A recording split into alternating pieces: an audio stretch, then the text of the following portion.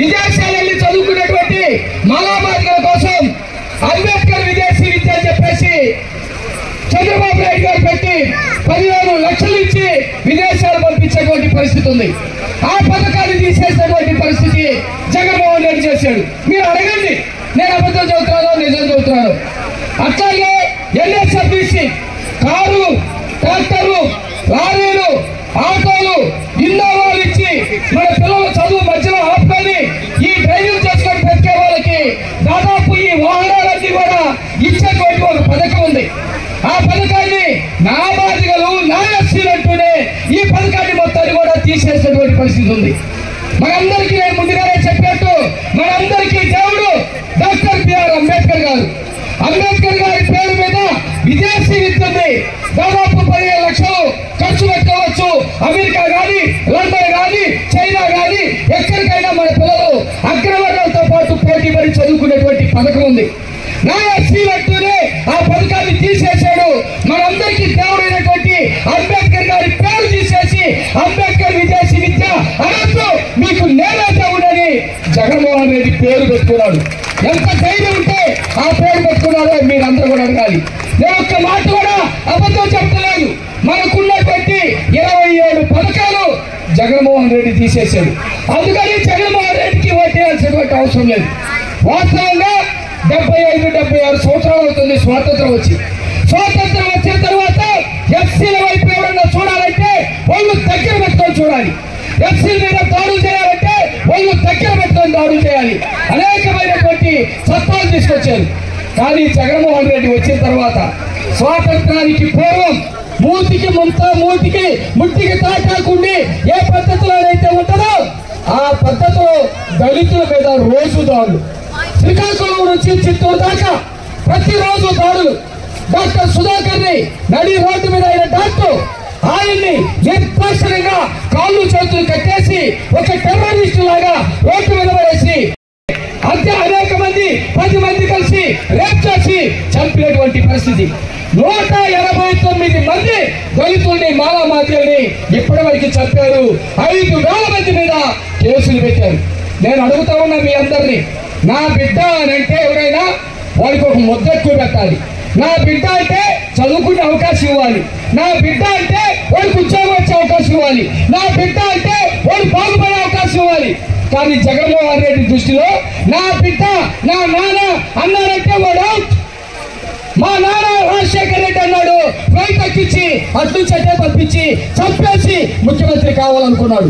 ఈ మాట నేను అట్లా రాజశేఖర్ రెడ్డిని చంపింది రిలయన్స్ వాళ్ళని జగన్మోహన్ రెడ్డి అన్నాడు. మా నాన్నగారికి ఎవరన్నా చంపితే నేను కక్ష తీర్చుకుంటాను. వాళ్ళ నాన్న చంపినోడికి మాత్రం ఎంపీ పదవి ఇచ్చాడు జగన్మోహన్ రెడ్డి. ఆయనే చెప్పాడంటానికి ఇది ఒక కారణం. మా చిన్నాన్న వివేకానంద రెడ్డి అన్నాడు. వివేకానంద రెడ్డిని అత్యంత దారుణంగా మన మాలామాదిగలు ఎవరు కూడా చంపనంత రీతిలో గొంతలు పెట్టి నరికి గడ్డపలతో పోల్చి బాత్రూంలో తీసుకెళ్లి బండకేసి కుమ్మి దారుణంగా చంపి ఇదంతా కూడా చంద్రబాబు నాయుడు గారు చెప్పాడని చెప్పేసి ముద్రేసి సానుభూతి మంది రాజకీయాల్లోకి వచ్చినటువంటి క్రూరమైనటువంటి వ్యక్తి జగన్మోహన్ రెడ్డి. నా చెల్లెలు అన్నాడు షర్మిలాని ఆస్తి కోసం నన్ను రోడ్డు మీదకించి తెలంగాణ దాకా తరిగి పడేశాడు. అట్లాగే నా చెల్లెలు సునీత అన్నాడు, సునీతని దారుణంగా రోడ్డు మీద పడేశాడు. అట్లాగే నా ఎస్సీలు నా బీసీలు అంటూనే మన వాళ్ళందరినీ అత్యంత దారుణంగా చంపేసి మన పథకాలన్నీ తీసేసి మన తోటి ఆడుకుంటా ఉన్నాడు. నేను చెబుతా ఉన్నా, జగన్మోహన్ రెడ్డి పోయి చంద్రబాబు నాయుడు గారు వస్తే పథకాలు పోతాయని అబద్ధ ప్రచారాలు చేస్తూ ఉన్నారు. అది నమ్మద్దు.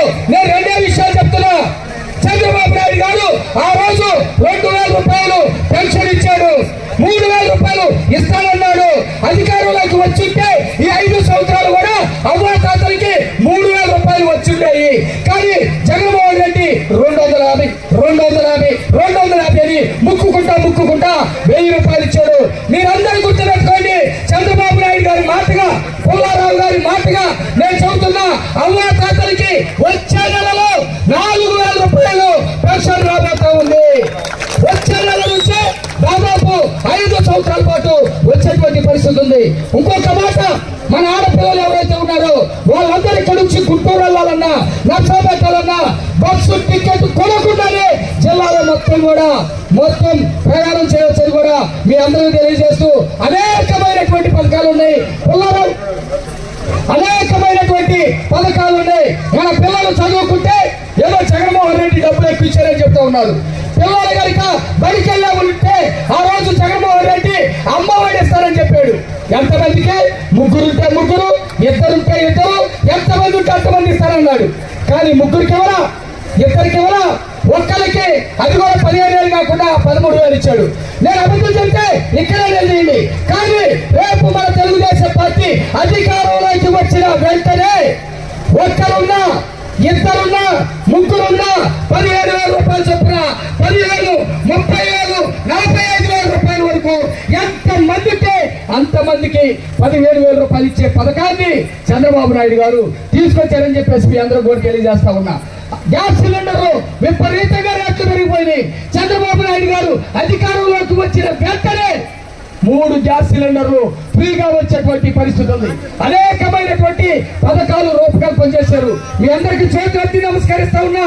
అంబేద్కర్ గారి రాజ్యాంగం మళ్ళీ ఆంధ్రప్రదేశ్ లో అమలుపరచాలంటే, దళితులకి ఆత్మగౌరవం ఉండాలంటే, అంబేద్కర్ గారు ఇచ్చిన రిజర్వేషన్లు అమలు చేయాలంటే, ముఖ్యంగా ఎస్సీ రిజర్వేషన్ల కోసం మందా కృష్ణమాదిగా నేను 5 ఏళ్ళు పోరాటం చేశాం. అన్నగారు ఇంకా పోరాటం చేస్తా ఉన్నారు. బీజేపీ వాళ్ళు ఇప్పుడు ముందుకు వచ్చారు చేస్తామని.